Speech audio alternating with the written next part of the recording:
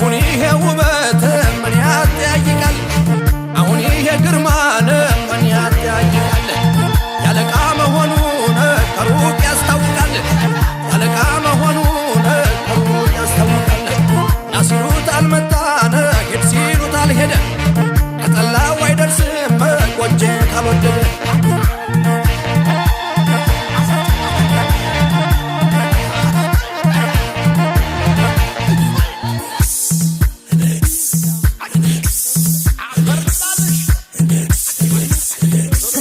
አንቺን ያበባነ